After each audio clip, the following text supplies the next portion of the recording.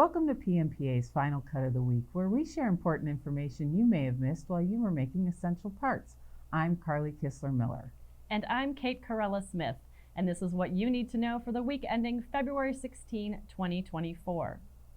The Federal Reserve reported that lending standards for commercial and industrial loans have tightened.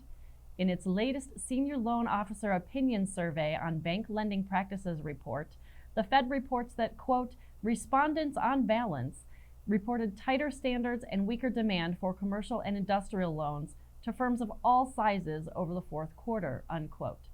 Tightening was most widely reported for premiums charged on riskier loans, spreads of loan rates over the cost of funds, cost of credit lines, and collateralization requirements.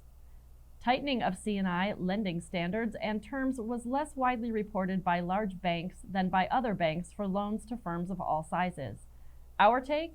Tightening of credit terms is one more reason that we need the tax reform bill stuck on Capitol Hill to be approved. It will help our shops reduce risk and amounts needed to be borrowed, making our C&I loans easier to underwrite. U.S. inflation year over year is 3.1%, coming in above the 2.9% market expectation. It was down from the 3.4% reading in December 2023, still showing a general overall slowing in the increase in prices of goods. Although there's still work to be done on inflation, the slowing of the rate of growth is a great sign that we're still on track. We also have not seen wild swings up or down in the last several readings, indicating a more long-term stability in prices. Good news for goods producers. According to the 2023 annual summary released by the U.S. Census Bureau of Economic Analysis, exports of capital goods increased $28.5 billion. Automotive vehicles, parts, and engines increased $19.3 billion, and consumer goods exports increased $14.7 billion. These manufactured goods were the bright spot in the report, which overall showed exports of goods declining $39.2 billion for 2023. While the December data shows a slight uptick of $0.3 billion over November in the goods and services deficit, the capital goods, automotive vehicles, parts, and engines and consumer goods contributed to the 10.3% decrease in the goods deficit for 2023. The NFIB Small Business Optimism Index in the U.S. fell to 89.9, which is the lowest level since May of last year. The index dropped 2 points from November and came in 1.2 points under the consensus of 91.1. The top concern among owners is unfulfilled positions, with 40% of respondents left with openings. It's obvious the lack of skilled talent is weighing on business decisions. Take time to find what makes your company different and use that in recruitment so potential performers want to be part of your team. In case you missed it, here are the hot topics from PMPA's Listserve Communities this week.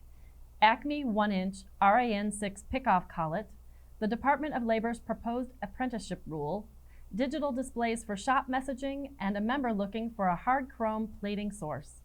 PMPA members can ask or answer questions on our powerful Listserve communities found at pmpa.org. On this week's Speaking of Precision podcast, Miles Free, David Wynn and I share our behavior assessments and how these assessments can be used in your shop to gain a deeper understanding of individuals' personalities, motivations, and performance. This podcast and our Speaking of Suppliers podcast can be found on major podcast platforms or on pmpa.org.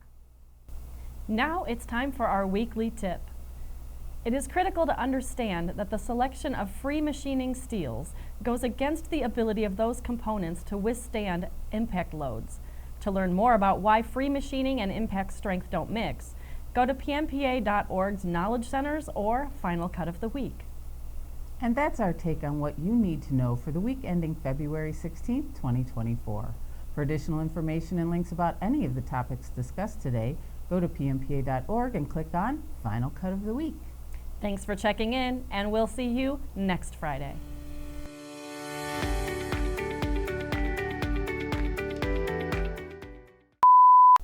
Well, can't say there aren't any bloopers this week. The 2023...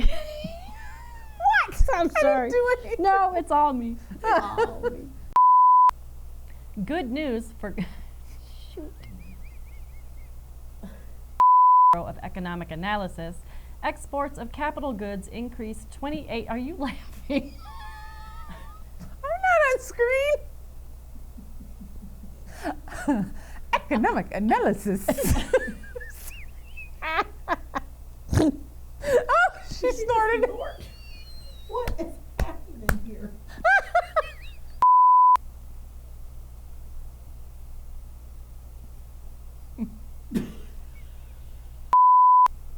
Good news for damn it.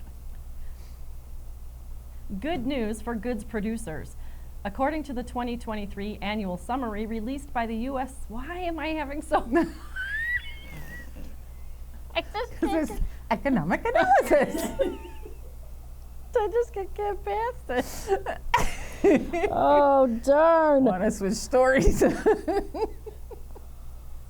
Bureau of Economic Analysis. No, I'm trying so hard. This is sad. News for goods producers. According to, you're going to have to do it because I can't do it. Okay. Summary released by the U.S. Census Bureau of Economic.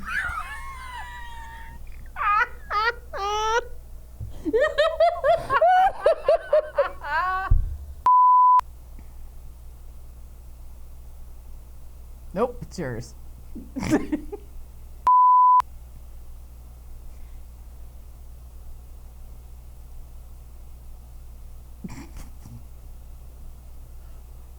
Producers. According to, shoot. Okay, no, we're going to have to go on and come back to it. I'm sorry. All right, no way. I'm going to try it one more time. Ready? Good.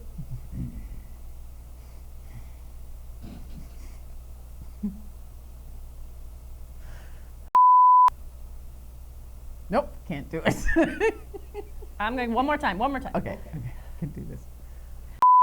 Bureau of Economic Analysis. Exports of capital goods. Oh my God, I got past it. You start laughing again. In case you kissed it. I hope not.